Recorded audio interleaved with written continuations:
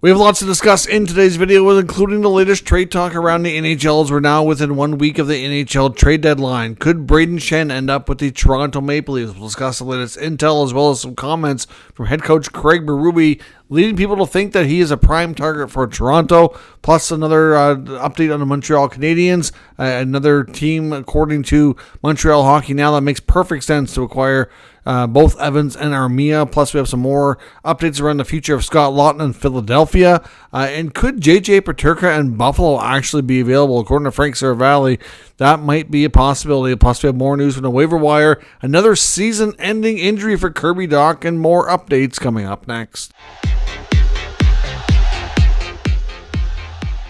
So welcome back to another video here at Top Shelf Hockey. As I mentioned, we have lots to discuss here in today's video. Of course, yesterday, if you're following along and watch regularly here in the channel, you'll know that I'm traveling. I'm currently on a family vacation. Yesterday, I was in Boston. Certainly leave a comment where you think I am today. I'll be probably doing some other content to update you more. If you're really, I guess, depending on how long you follow along this channel, you'll probably be able to figure it out. But let me know what you think, and I'll let you know. I'll try to look at the comments and see who's figured it out so far. So first up from the NHL waiver wire, Oliver Wahlstrom of the Boston Bruins has cleared waivers, so he's been able to be reassigned. The Bruins have also made some other recalls as well, leading people to think that they're kind of retooling the roster a little bit, giving some younger players a shot and a look here.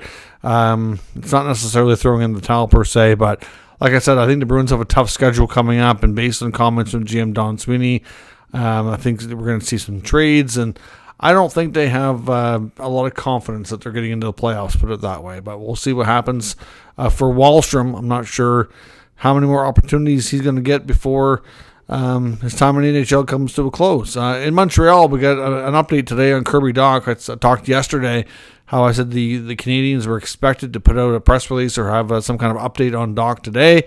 So therefore, I figured it probably wasn't good news. I didn't think it was going to be this bad, though. Dach's had to have another knee surgery, and it's going to be season-ending. So his right knee, it's going to be the second time he's had surgery on that. I mean, we've seen him have a serious wrist injury before. This, fairly young hockey player who's had a lot of talent, has a lot of skill, can't seem to catch a break and can't seem to stay healthy. So that's certainly concerning. I mean, we've talked a lot about the last couple of years, the amount of time that Dach has missed, whether or not Montreal at some point here soon is going to kind of give up and maybe try to move on.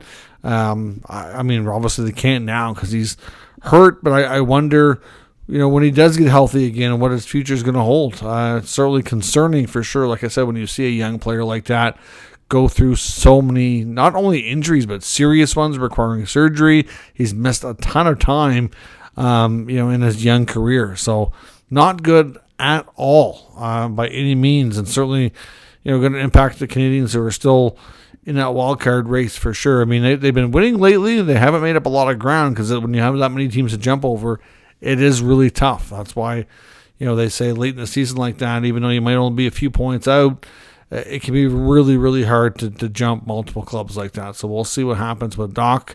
Done for the year. Chris Kreider, New York's going to continue to miss time. He's out day to day. The Maple Leafs put Max Pacioretty on IR. Again, he's been on IR a lot this year. So we'll see what the future holds for Pacioretty. In Ottawa, Captain Brady Tkachuk has confirmed he's back tomorrow in their next game. Don't have 100% confirmation Norris and Pinto are back, but it seemed pretty likely. They were both full participants in practice, both took line rushes, and certainly looked like they were back, although the team was hesitant to say 100% that they would be, but they need them all back in the worst way. I mean, yes, they have San Jose in town tomorrow, which is, a team that can be a trap game. This is a team in Ottawa that's had overall a really good season, but have had some tough times as of late, especially with being depleted with injuries. And a team like San Jose is a team that they definitely should be able to beat, no problem. But at the same time, you can't take them lightly. And if you're shorthanded, they can certainly give you a tough time. I mean, look at Montreal played San Jose just yesterday, and it was a phenomenal game. They won, but they won in overtime, and San Jose gave them a good push. So, we'll see what happens. We also had a signing as well in St. Louis today. They've signed young defenseman Tyler Tucker, 24 years old. Was later round pick in 2018. He's appeared in 20 games this year. Certainly appears to be one of the members of the blue line that the Blues want to keep around. I do think we're probably going to see at least one veteran move by the deadline, with the possibility of further retooling of that part of the team in the summer.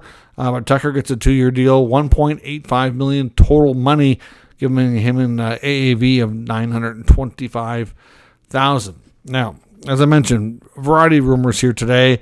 One thing that I wonder, I think a Scott Laughton trade might be heating up and getting close.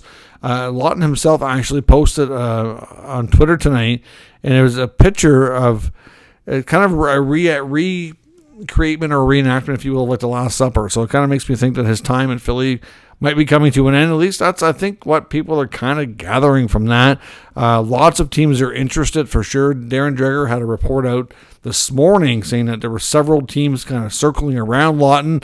Wasn't at a point yet where he was able to say that anything was imminent, but he's a player that a lot of teams like, and it was believed that Philly wasn't completely sold on trading him unless they get the right offer. So, unless a team's going to really give them something that says they absolutely have to take it, there was a chance he stays. But then as the years gone on, I think Philly's kind of gotten more in line with moving him. So we will see. But lots of teams, I know New Jersey was definitely one of them. We had heard teams like Ottawa and Toronto at some point. I don't know that they're still involved in that case. I think when Ottawa, that was more previous years, not so much lately. They were linked to him. I think that was more of a DJ Smith connection because he coached him in junior. Because of that, I wouldn't completely rule out maybe Los Angeles, but there's a variety of teams. He's a player that a lot of teams like. So hard to say where he's heading, but it seems like he's heading somewhere. Lots of teams are in the mix. So he'll be on the move. Montreal, we know, has got a variety of players that, regardless of where they are in the standings, there's a few that are likely going to get dealt, with Armia and Evans being the prime targets. And they're the guys that gets the most talk amongst the rumor mill for sure. Montreal Hockey Now's writer Marc Dupont had an article suggesting that the team to him that makes the most sense for Minnesota was Minnesota to pick up a team as these players from the Canadiens because of a couple of things. One, that the Wild are desperate to improve their penalty kill. I mean, they have a good team. They're having a solid season overall. They're going to be a playoff team. But they have lots of young assets that they could consider moving in this type of trade. And like I said, and they really need help with what these guys specialize in. So from that perspective, it certainly does make sense. We'd heard a lot of different things about the Wild that they would be willing to do. I mean, we've heard Rossi's name out there. I'm not entirely convinced they're going to trade Rossi. And even if they did, I don't think it'd be for this type of trade. So don't see him being included. But there's some other interesting names with the Wild, the prospect pool too, that could be targets for Montreal. So we'll see. There's lots of teams that I think individually would be interested especially with Evans. I think Armia might have a smaller market because of the contract, but there's been lots of talk about teams maybe inquiring on both, but it's going to boil down to what will Montreal be able to retain for money and what kind of return are we looking at, see if they can get a better package deal. But again, difficult to say with any kind of certainty on that. But Minnesota does make a lot of sense. We'll see if they end up being a major player here. And could J.J. Peterka and Buffalo be available? That's a new name on the Daily Faceoff trade bait board from Frank Saravelli, and it's an interesting name. I mean, he says that the 23-year-old is getting a lot of attention around the league for trade, that teams are calling the Sabres and inquiring. He said many of the teams are kind of being met with a decent amount of resistance, so like they're not actively shopping him, but we know the Sabres are pretty desperate to shake things up. They're not having a good season. They're going to miss the playoffs yet again. There's been rumors for probably 6-7 weeks now that since it's become pretty obvious that they've fallen out of the race, that this team is definitely going to have to make some changes. And we've heard lots of talk, lots of scouting. There's all kinds of speculation about what they're going to do. We hear a lot about Cousins. We hear a lot about Byram. To some degree, we've heard about Samuelson. Owen Power's name's been up there a little bit. It's the first I've heard of Peterka. But essentially, the 23-year-old's going to need a new contract soon. He's going to be looking for a big raise. It could be an offer sheet target this offseason as well because he's a pending RFA. So there is that the Sabres, I mean, not that they don't have the means or the space to sign him, but something to keep in mind is the next contract. And like I said, league chatter, according to Sarah Valley, he's just really picked up around this player. Just kind of described him in his article as coming in like a wrecking ball to the rumor mill. It's something that, you never heard much about him, and all of a sudden, boom, he's getting all this attention. And to me, I find it quite shocking that he's even remotely available. Peterka is a fine young player that a lot of teams would love to get their hands on. I know, for example, the team that comes to mind for me is Ottawa, because of the connection with his old buddy Timmy Stützle. When they were drafted the same year, the same age, I really thought Ottawa, after taking Stützle third overall, was going to be able to grab Peterka with one of their, because they had multiple first round picks and a couple in the second round. I really thought they were going to target these guys to be able to play together because they had terrific chemistry at World Juniors and stuff, and they desperately could use another youngerish top six forward. So, I mean, I know they probably aren't crazy about trading in division, and I can just imagine what the Sabres would expect out of Ottawa to pull off that kind of deal. To me, it's a perfect landing spot because of that history with Stützle, and they could definitely not only use a top six, but a player to play with Stützle as well. But what would it cost? That's the big question, and I don't know that they'd be crazy about that price tag, because of course that's usually how things go, right? You love the idea, and then you inquire, and you're like, oh, well, we don't want to give up all that stuff, so maybe it's not going to work out. But if Peterka is available, you're going to have a lot of teams inquiring, and there's probably a variety of teams that could benefit from his services for sure, but we'll see what happens. The fact that he's got high value, needs a new contract, is something that they're going to have to factor in here. But I think the odds are less likely that he moves. They're not really positioned where they have to, maybe in the summer, but I don't know. Like the Sabres, are they desperate to retool? To some degree, yes, but I mean, they got to be careful here.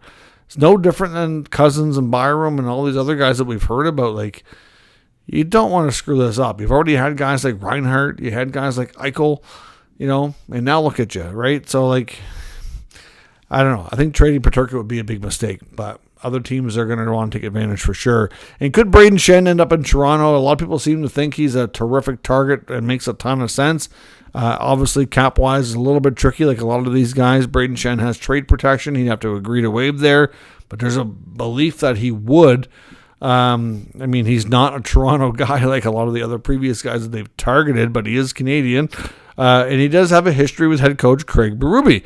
Berube recently, of course, just with Brayden Schenn hitting 1,000 games, had commented that he had reached out to congratulate him on 1,000 games, and he was quoted as saying that, I love that player. I love that guy. We know they have history. They won a Stanley Cup together, and Berube absolutely loves what Schenn brings to the table, as a hockey player and as a leader. So I can understand from his perspective, if he was asked by Brad Treliving about acquiring Schenn, he'd be all for it, I have no doubt. And even if you look back to an interview that Brayden Schenn did with, I think it was Nick Alberga, back when, like after Berube was hired by the Leafs, he said it was a great hire, and that I think he described his relationship with him as awesome. Like he really loves Berube and what he demands of players, and like it was a good fit for him personally. Berube brought out the best in him, and obviously, he was quite fond of him as a player, clearly. And when you win together, that history runs even deeper. So, I mean, does it make sense? It does. I guess the question for me with a lot of this stuff is, does Schenn have enough left in the tank, both from a grit perspective and offensive perspective, to help push the Leafs over the top? Because the asking price is not going to be cheap. They're going to likely have to give up. If they're going to make that kind of move, it's going to have to be a top prospect. So you're looking at Fraser Minten or Easton Cowan. You're probably looking at either a future first-round pick or a second-round pick, maybe another prospect, another young player, something off the roster to make the money work. Are we moving, a Calle Jarnkrok in this kind of deal? Or is there another roster player that might make more sense? Maybe a Max Domi or something like that effect. Is it going to cost you Bobby McMahon and Easton Cowan? That's the types of things that they're going to have to ask themselves if they're willing to do, because it's not going to be a cheap price tag by any means. But, I know they really want to win, and at this point, they got to do what they got to do to make it happen. So we will see what happens. So let me know your thoughts on all of today's news and rumors. Of course, I'm settled in here now. My new spot. I'll be here for a week's time. So there'll be lots of videos on location over that period of time. So stay tuned for that. Let me know, like I said, where you think I am. Let me know your thoughts on the rumors and the news of the day as well. And we'll keep going here, making content like we always do. Thanks for watching. I'll catch you next time.